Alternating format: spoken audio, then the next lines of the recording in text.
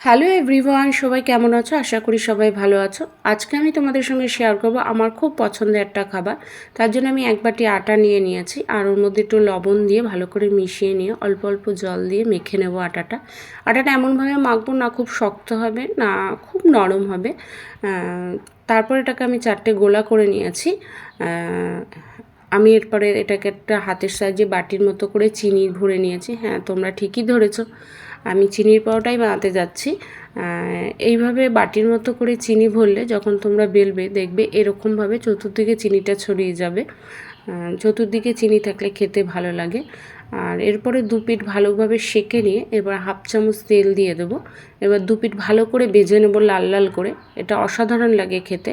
আমার মা বানাতো, খুব ভালো লাগে। আমরা যখন কিছু খেতে চাইতাম না, মা বলতো চিনির পরোটা করে দিচ্ছি, খা। আমরা তখন বলতাম হ্যাঁ করে দাও। মা এক সময় আমাদের স্কুল টিফিন বক্সেও এটা বানিয়ে দিত। খুব ভালো লাগে খেতে, কিছু লাগে না, শুধু এটা দিয়ে দিলেই হয়ে যায়। আর এরম করে আমি প্রত্যেকটা ভেজে নেব। তারপরে এটাকে এর সঙ্গে তো কোনো সবজি টবজিও লাগে না, শুধু শুধুই খাওয়া যায়।